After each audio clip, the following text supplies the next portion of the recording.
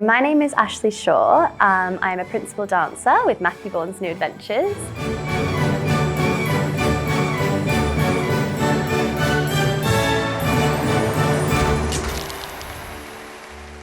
The best thing about being a dancer is the audience and being on stage and just getting to perform. Every night when we're on stage, that's like the best moment of our day. The hardest thing is physically. It's just exhausting, on our bodies, stamina, injuries, that sort of thing, but they go hand in hand. I first saw Nutcracker, I would say I was about 5 or 6, and it was at home in Australia. I'm pretty sure it was the Australian Ballet, and our dance school took us all to go see that production, and I just remember being on the edge of my seat the entire time and couldn't believe how just beautiful and magical the whole thing was. I think it was definitely a big moment for me, and I think my parents would say that I sat still and was completely wide-eyed the whole time, so I think even they knew at that point. They were like, oh, she really loves this. The first time I saw or encountered Matthew Bourne's version, I actually saw it live in Birmingham at the Hippodrome. I was training at Elmhurst at the time, and the school took us to quite a lot of productions, and one of those was Nutcracker. And I just loved his Nutcracker. It was so much fun. And I actually took company class with that company of Nutcracker as well at the time, because I was very much interested in the company, and managed to get a little spot in class.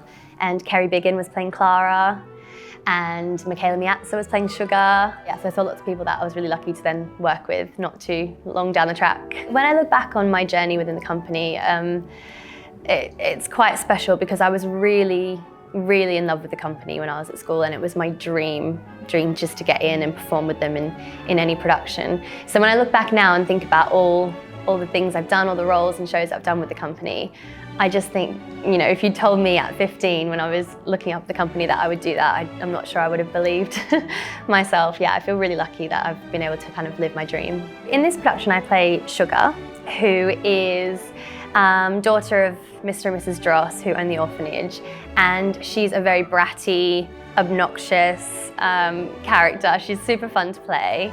So I drew some inspiration, obviously from previous casts. That was my biggest inspiration.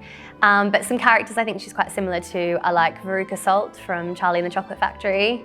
Very spoiled, very obnoxious, and Angelica from Rugrats, anyone who's familiar. Particularly for Act 1, because she's, a young girl stomping around, chucking tantrums. There is a big transition in Act 2, and Sugar becomes very grown up and much more mature. Act 1 is set in the orphanage, so it's kind of very grey and bleak, and the children are abused and not well treated. But they still have such spirit, and they all have such individual characters, so it's so much fun to kind of watch and follow the different orphans throughout Act 1. And then Act 2 is in Clara's dream, where she imagines these characters as like heightened sweetie land people.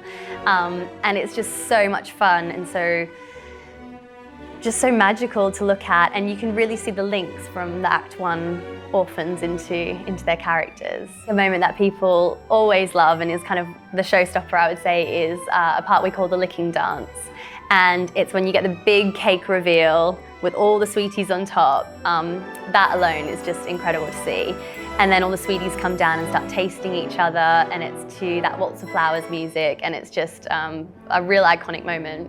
My favourite scene is the quartet, which is just after Sugar's solo and Clara comes into the land that she's not supposed to be, and it's the real moment where those two kind of leading lady characters come head to head.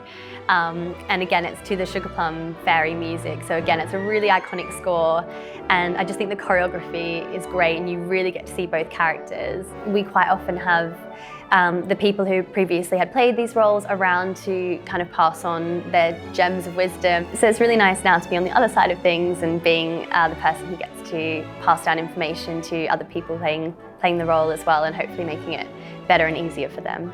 So this show is really physically demanding. It's one of the toughest shows I've done in Matt's repertoire. Just stamina-wise, it's just a really tough piece.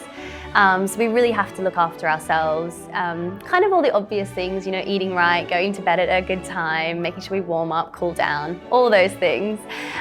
We do have an amazing physio who's on tour with us at all times as well, who kind of gives us our MOTs and keeps us in check. And as the rehearsal assistant as well, it was about making sure that everyone is doing the right things for their bodies. You know, once we get into 8 show weeks, it's a lot. So yeah, if you tick all those boxes, we're usually okay. We are all so close and we're all in such a busy situation where we're together constantly and we're all working to make this show as amazing as we can do. So we all become very, very close, which hence the family vibe. I'm most excited about being back on stage. Obviously we've had a year, 2 years of not being able to do that. So I'm just so excited to be back. Matthew Bourne's Nutcracker is so loved and iconic because it's such a beautiful story, and it has kind of everything you want from theatre. You know, it's fun, it's colourful, it's vibrant, it's heartwarming, it's magical, you know, all these things, and I think audiences just gravitate towards that.